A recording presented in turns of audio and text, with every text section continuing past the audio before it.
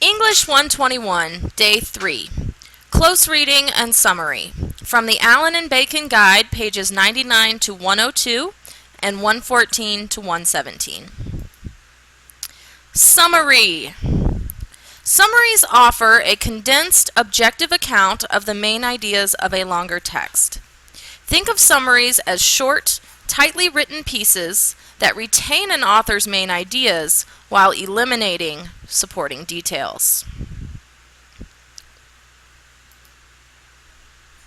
Writing summaries is a particularly important part of research writing, where you often present condensed views of other writers' arguments, either in support of your own view, or as alternative views that you must summarize, analyze, and ultimately respond to. There are several components of good summaries. First of all, summaries must be introduced with appropriate attribution and contextual information, including the author's name, the title, the publication date and source, and sometimes even the genre if that information is relevant. This information should appear somewhere near the first sentence of the summary, as in this example from the article for today's reading. In the article Trials and Errors, Why Science is Failing Us, published in the December 16, 2011 edition of Wired magazine, author Jonah Lehrer argues, and then you would continue to summarize the main thesis of the article. There are lots of different ways that you can introduce this information grammatically, but it's important to get it out of the way right there in that first sentence. So play around with the wording, pick a turn of phrasing that you prefer, and then get used to or get in the habit of introducing texts in that way. Along with the contextual and publication information, the first sentence in the summary typically presents the main idea or thesis of the entire article. Then the rest of the summary is spent paraphrasing the author's key points. Remember that when you are writing a summary, you want to eliminate supporting details. In this essay, writer Jonah Lehrer attempts to answer the question, why is science failing us? Lehrer argues that although modern medical science is predominantly based on causal relationships, identifying the cause of a problem then treating it, life is often much more complex than the causal relationships that researchers are able to identify. Lehrer points out that billions of dollars are spent on medical research each year that often turns out to be useless or outright wrong. So you can see here I have introduced the article in the previous example and then jumped right into a paraphrase of the thesis. Remember that it's often difficult to find the thesis summed up in one sentence to quote from the article, so you oftentimes have to paraphrase it in your own words. Then, in this last sentence, you can see I've jumped right into the author's first main supporting point. When you are incorporating a summary of another author's text into your own writing, it's also very important to frame it so that readers can easily distinguish your own ideas from the author of the text that you are summarizing. Use quotation marks around any passages that include the writer's original wording. Cite the source using the appropriate documentation style. In our class, that will be MLA. And use frequent attributive tags or signaling phrases.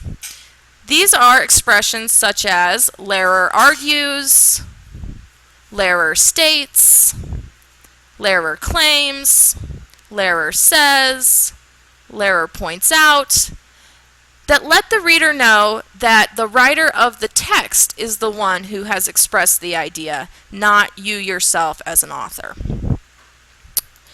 It's also very important when writing summaries to remain objective. Remember, this is close reading, not critical. To avoid injecting your own opinions, you need to choose your verbs in the attributive tags you use very carefully. Remember that words often have strong connotative meanings that could spin the information one way or another and spoil your objective tone. So you want to avoid phrases like Lehrer alleges, Lehrer assumes, Lehrer bellows, Lehrer accuses, things that would have either a positive or a negative connotation. The other important thing to remember about summary writing is scope. In writing a summary, you must distinguish between main and subordinate points and provide even coverage of the entire text. So you want your summary to be proportional to the original text. Any idea that's expressed in the text should get due consideration in your summary. That's why we typically paraphrase the thesis in 1 or 2 sentences right at the beginning, because that's the most important thing in the text. That's also why we leave out supporting details, because they're too specific to be appropriate in a condensed summary. You simply wouldn't have room in the scope of your summary to attend to the kind of minutia that only gets a little bit of attention in the original article. So if you see something mentioned several times in an article, it means you definitely want to give it a lot of consideration in your summary. If an example is only mentioned once, you probably don't need to mention it in your summary at all. So, a few things to recap. Be sure to include the author's main idea or thesis near the beginning of your summary. Then go on to provide even coverage of each of the key points that the author uses to support that thesis. Avoid wasting time and space on detailed evidence. Being objective means providing fair and complete coverage of each of the author's key points. Being concise means learning how to skip over supporting evidence. If you pay too much attention to an example or a piece of detailed evidence, your reader might think you're starting to be a little bit biased because you are giving that detail undue consideration or more consideration than it deserves simply because you yourself find it interesting. So that kind of introduces a little bit of the bias that we're trying to avoid in an objective summary.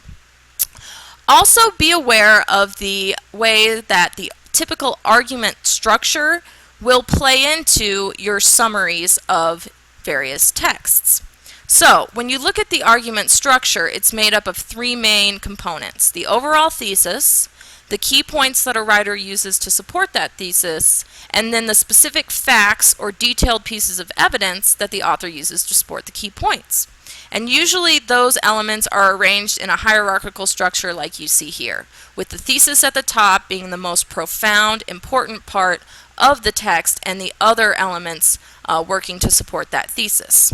So when you're considering the thesis, you want to make sure that your thesis is always the broadest thing in the text and that it can encompass each of the more specific key points that the author makes throughout the text. The other thing to remember is that both theses and key points are disputable, debatable claims, not factual evidence. So the thesis must be broad and debatable. The thesis is then supported by various reasons why the author believes that thesis to be true. These are just a little more focused and narrow than the thesis, but they are still debatable claims. Then the author uses factual evidence to prove those reasons to be true. These are going to be the most narrow specific elements in the text, and they will almost always be facts, either quantitative facts or qualitative information from experts that the writer is using as fact. Okay, so let's just go over a few of the criteria of a good summary to recap. First of all, you want to represent the original text accurately and fairly. So this means you want to make sure you comprehend the text, but that you're also making sure that you attend to the scope of the original article, meaning you give the thesis a lot of attention in your summary, you give each of the supporting reasons attention in your summary, but you don't need to attend to detailed evidence in the summary. You also want to remember to be direct and concise, using words economically. Remember that a summary is a condensed version of a text, so being concise and economical is one of the hallmarks of a good summary. Also remain objective and neutral. You don't want to reveal your own ideas about the issue, but rather only the original author's points. Remember that this is the first step in reading closely. With the grain, you want to put yourself in the mind of the writer and see things from their point of view. Also give the original article balanced and proportional coverage. Remember, if there's a lot of attention being given to something in the original text, you want to give it a lot of attention in your summary. If there's not a lot of attention paid in the text, you don't give it any or very little attention in your summary. Also use your own words to express the original author's ideas, and do this in the form of paraphrase. If you quoted everything from the original article, there's no way that your summary would be more concise than the original. So you need to put it in your own words in order to say it more economically. Be sure that you distinguish your ideas from the original author's ideas by using attributive tags. This is extremely important to give credit to the original author and avoid plagiarism. As I mentioned, you want to use quotes sparingly, only when you are trying to convey the voice of the original.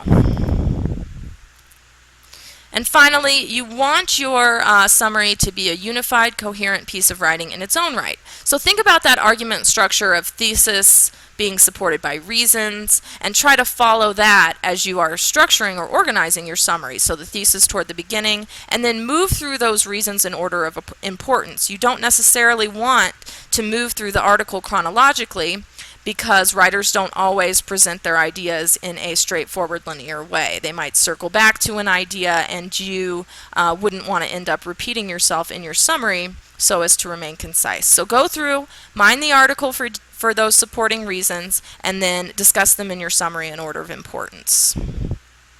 Always remember to cite and document the text according to an appropriate documentation system.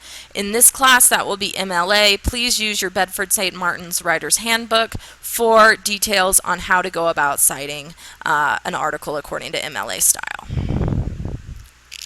And these are the criteria of a good summary.